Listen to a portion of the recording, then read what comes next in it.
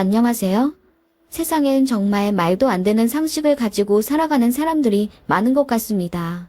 어떻게 이렇게까지 악인일 수가 있지? 싶은 사람들도 있고요. 그리고 그런 사람들은 생각보다 우리의 주변 가까운 곳에 있을 수도 있답니다. 무슨 소리냐고요? 정말 어이없는 저희 손윗동서 이야기를 해볼까 합니다. 저는 결혼한 지 9년 차 됐고요. 시아버님은 저희 결혼하기 2년 전에 사고로 돌아가셨습니다. 시댁 식구는 시어머니 한 분과 아주버님네가 계십니다. 남편의 형이요. 저희는 딸아이 하나 있고 아주버님은 아이가 없으세요. 아주버님네는 정말 다사다난했어요. 저희 신혼 때부터 둘이 싸워서 사내 만에 집을 반으로 나눈 애 만에 한 번씩은 난리 쳤었고 부부싸움을 걸핏하면 저희 시댁 그러니까 시어머니 앞에서 하도 해서 시댁으로 경찰이 왔다 간 적도 있어요. 진짜 민폐였죠. 가뜩이나 고혈압과 대상포진으로 힘들어하시던 시어머니셨는데 그런 형님네 때문에 스트레스 많이 받아서 건강은 더욱 악화되셨어요. 입퇴원도 반복하시고 체력이 갑자기 훅 안 좋아지시는 게 육안으로도 느껴졌습니다. 그때가 저희 아이 6살 때인가 그랬으니 이 이야기는 2년 전 이야기네요.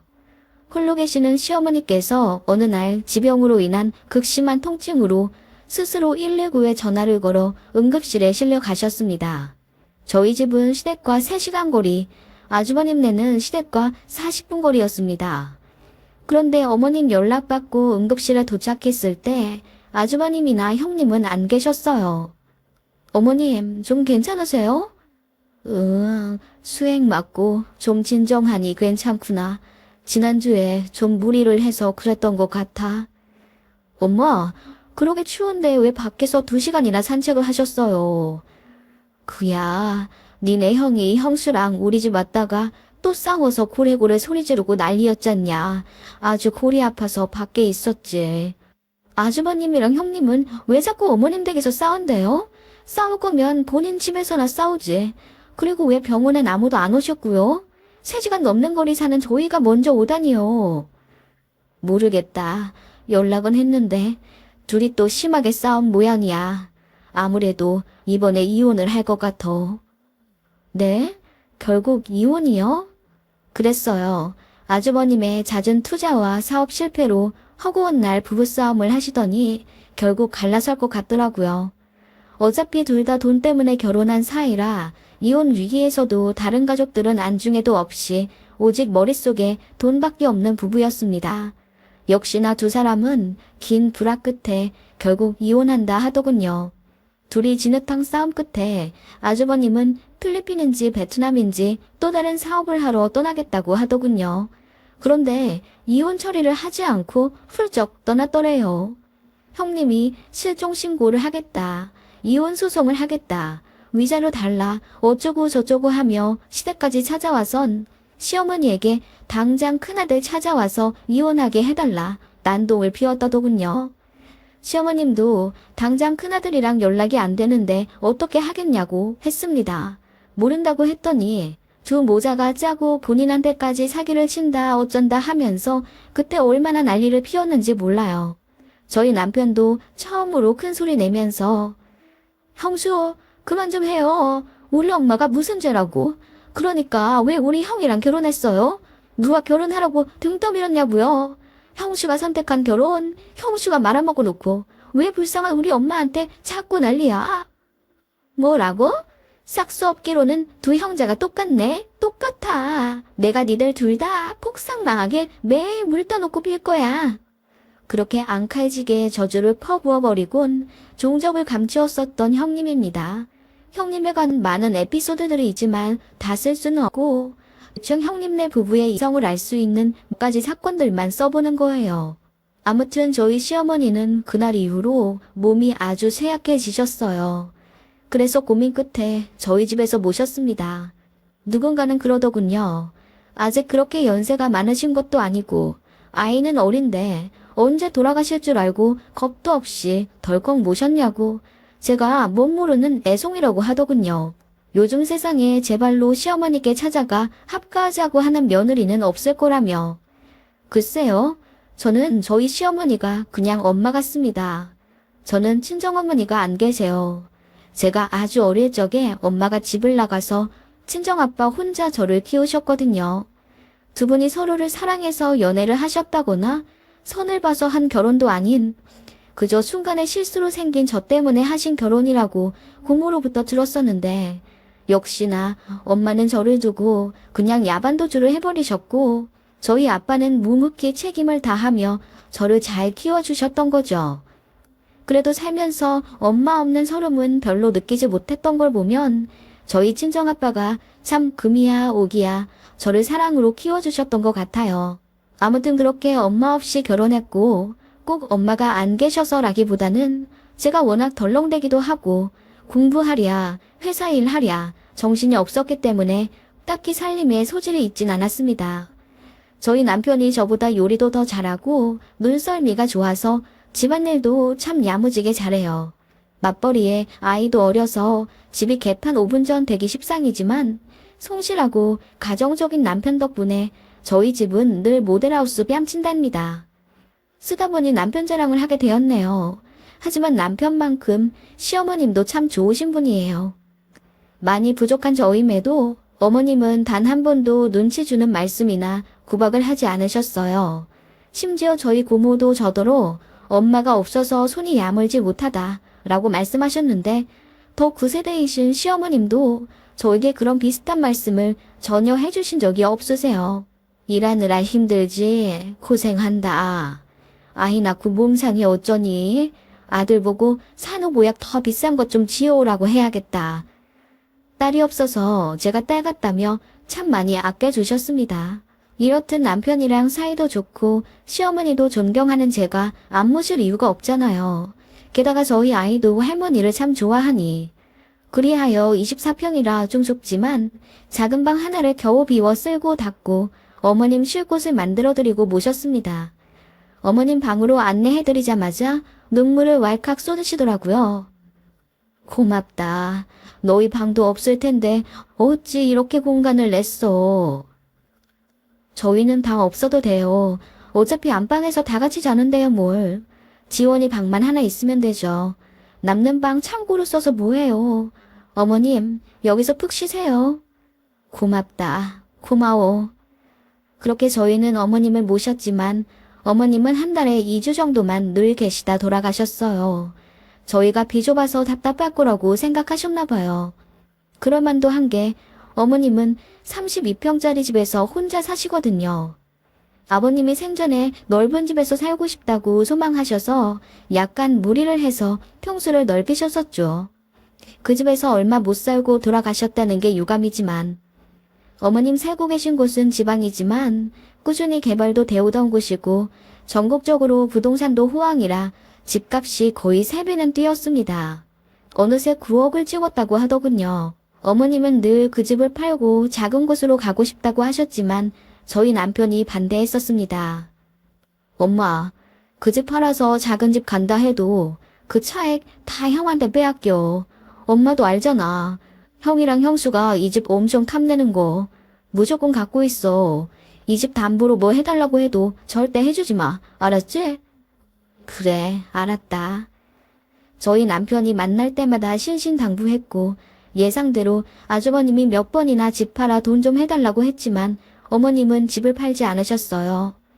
큰아들에게 빚을 내서 해주든 아파트를 팔아서 해주든 금세 증발되어 아무 의미 없어질 게 뻔하다는 걸 어머님도 알고 계셨어요. 그래서 하나도 안 해주신 건 아닙니다. 제가 알기로는 돌아가신 시아버지 사망보험금이며 남겨놓으신 유산이며 죄다 긁어 모아 결혼하고 나서도 5, 6억은 해주신 걸로 알고 있어요. 그런데도 틈만 나면 시어머니를 어떻게든 짜내어 얼마라도 얻어가려고 혈안이었던 그들입니다. 아무튼 그런 사연이 있는 아파트라 시어머니께서 더욱 애착이 있었고 먼저 하늘로 떠난 남편의 흔적이 있어 더욱 애틋하다고 하시더군요. 그런데 어느 날 정말 놀라운 소식을 듣게 됩니다. 서류상 정리만 안 했지 이혼한 상태인 형님네가 재결합을 했다고 하더군요. 정말 다신 서로 엮일 리 없을 거라 확신할 정도로 그들은 서로 볼장 다 보며 헤어졌었거든요. 과정에서 폭력도 있었고 경찰도 두어 번이나 왔다 갔으며 제일 중요한 건 그 부부는 서로를 아주 싫어해요. 돈 밝히는 형님은 번번이 사업 말아먹는 아주버님에게 아주 치를 떨었고 아주버님은 아주버님대로 매일 명품 쇼핑에 혈안이 되어 몰래 카드빚까지 만드는 형님에게 질릴 대로 질렸습니다. 그들이 어떻게 다시 재결합을 한단 말이죠? 이해가 안 가더라고요. 그래도 다시 잘 살아보겠다고 합쳤으니 저희는 축하해 줄 수밖에 없었어요. 명절 핑계로 그 부부가 시댁에 왔더라고요. 아주버님, 이제 행복하게 잘 사셨으면 좋겠어요. 두 분 많은 일들이 있었잖아요. 그래 형, 또 싸우려고 재결합하는 건 아니겠지? 이제 잡음은 그만 내고 잘들 살아. 엄마도 많이 늙으셨잖아. 속 좀 그만 썩이고. 저희가 잔소리 아닌 잔소리를 했고 형님네는 하하 웃으며 알겠다고 하더군요. 저희는 다시는 이런 화기애애한 분위기의 가족이 될 거라 예상 못했는데 기적처럼 저희 모두가 한데 모여 웃고 있더라고요. 그 모습에 어머님은 감격하셨는지 눈물마저 글썽이셨습니다. 진작 정신들 차렸으면 좀 좋아. 이렇게 다들 행복할 수 있었는데 왜 그 먼 길을 돌아왔어? 엄마, 미안해요. 우리가 잘 살게. 어머니, 저희가 그동안 철이 너무 없었어요. 떨어져 지내면서 서로 반성도 했어요. 이제 정말 잘 살게요. 어머님한테도 많이 죄송했어요. 형님이 전에 없이 싹싹하게 굴며 이제 제대로 된 맏며느리 노릇 좀 해보겠다는 선언을 하더군요. 그 모습이 귀엽기도 했고 이제야 좀 화목한 집안이 되려나 싶어 남편과 함께 좋아했습니다. 그러던 어느 날 시어머님을 모시고 저희 집에 오기로 한 날이 되어 시댁으로 갔어요. 그런데 계셔야 할 어머님이 댁에 안 계시더군요.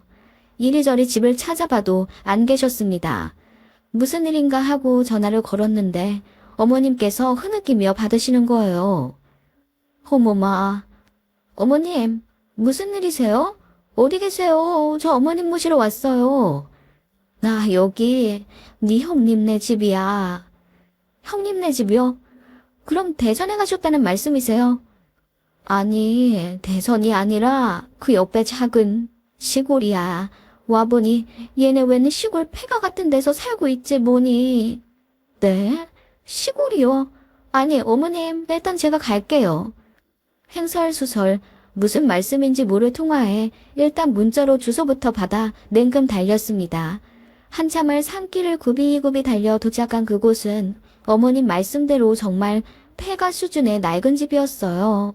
거기서 형님이랑 아주버님 그리고 시어머니가 계시더군요. 아니 대체 여기서 뭐 하세요? 여긴 어디고요?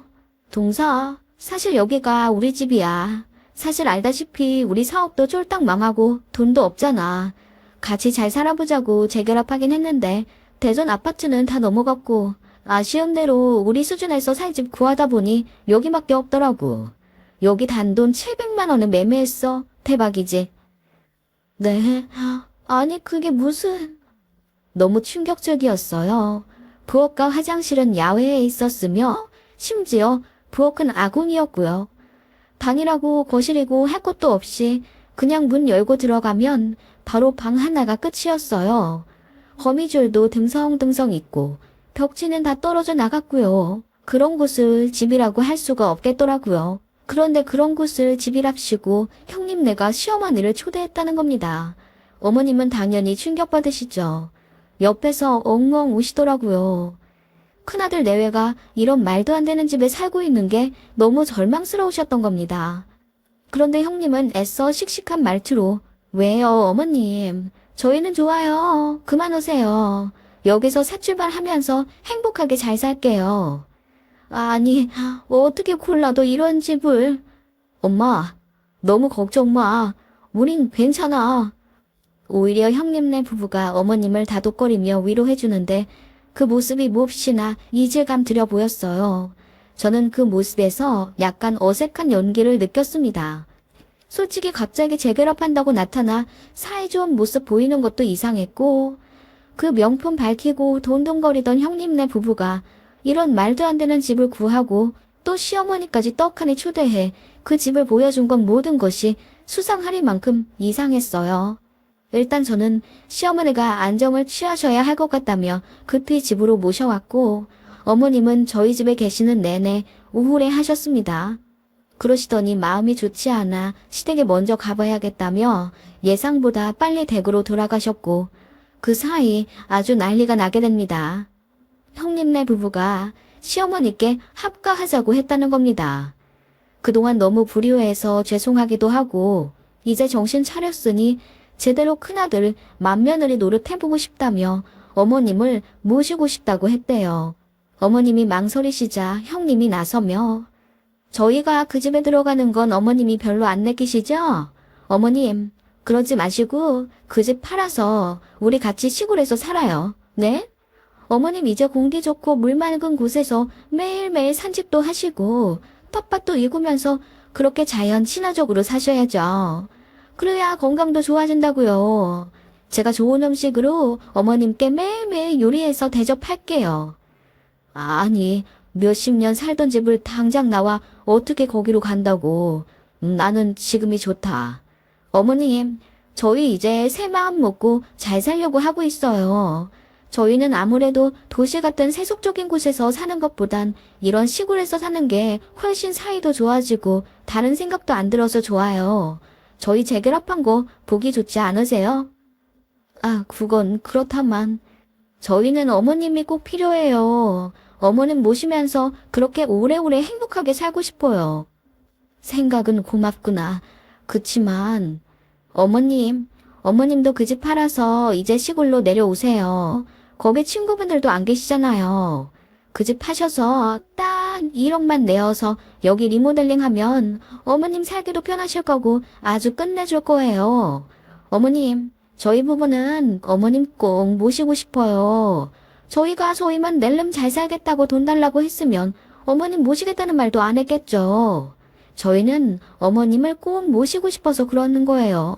왜 작은 아들네만 의지하세요? 저희 진심 무시하시는 거 아니죠?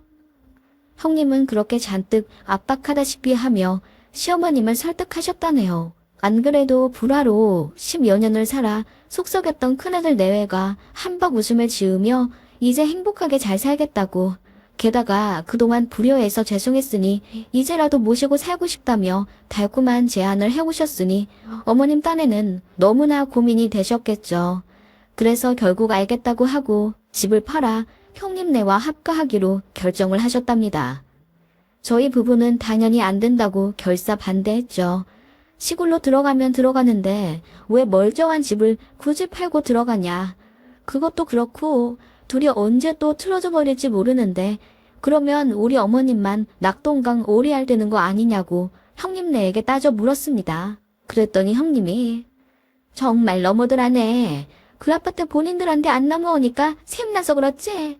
그 전에도 그렇게 집 팔지 말라고 결사 반대들 하셨잖아. 그래서 어머님 모시면서 집은 늘리는 거지. 나중에 권한 내세우면서. 참 속들이 어쩜 그리 시커매. 시커먼 건 형님이시고요.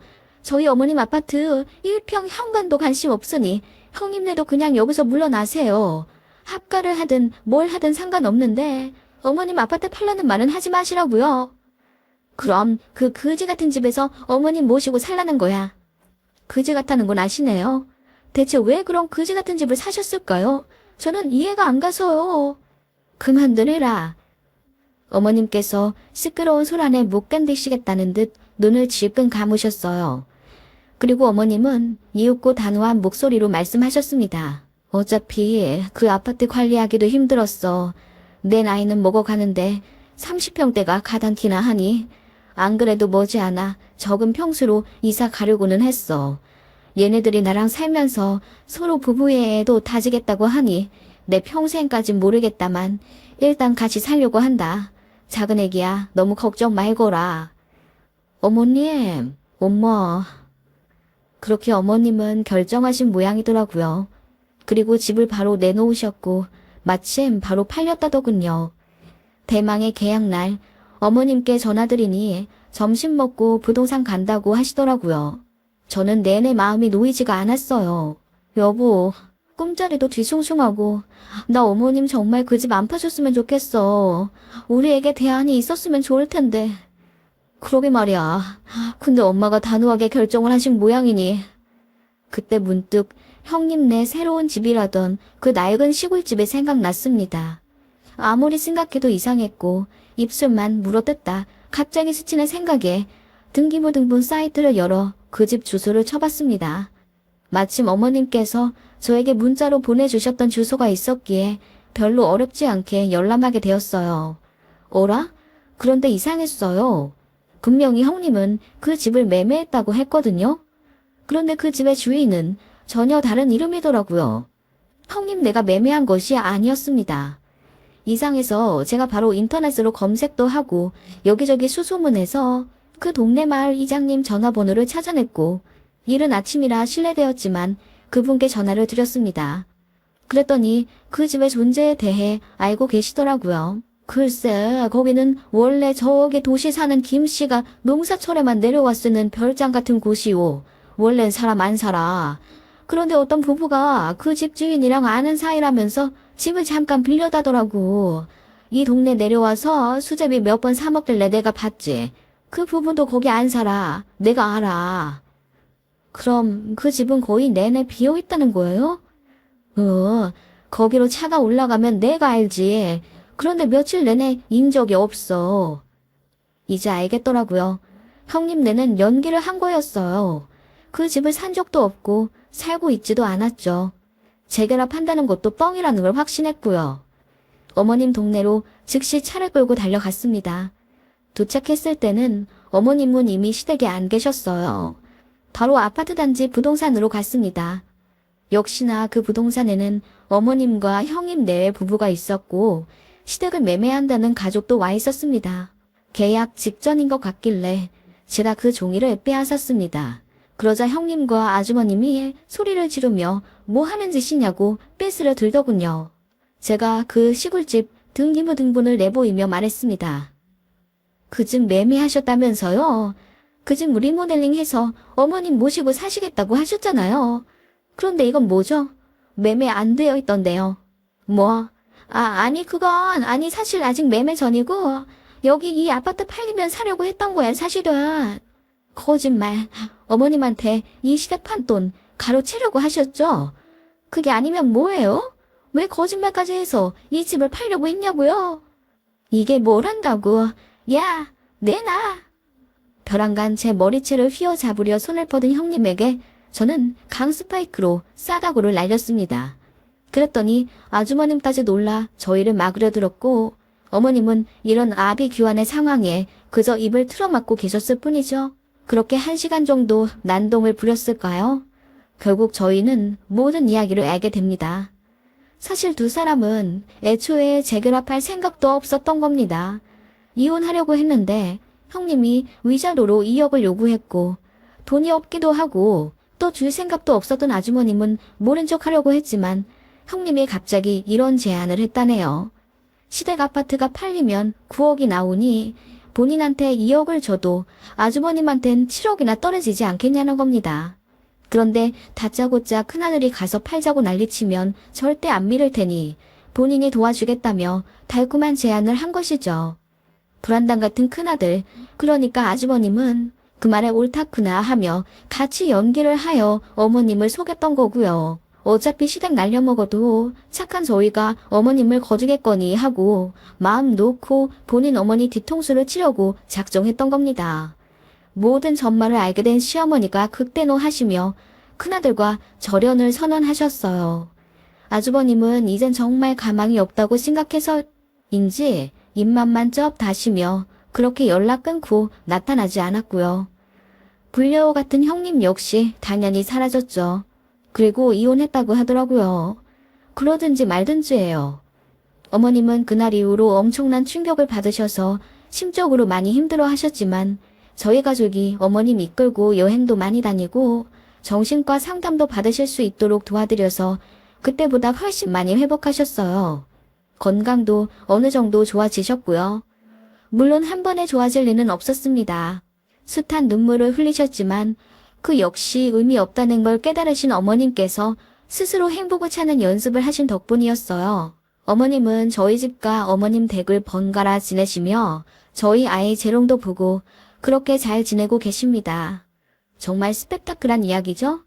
어떻게 그렇게까지 연기를 펼칠 수 있는지 대단을 하네요. 그 이후로 어떻게 살고 있는지는 모르지만 그런 심보라면 아마 잘 될 일도 안 되지 않을까 싶네요.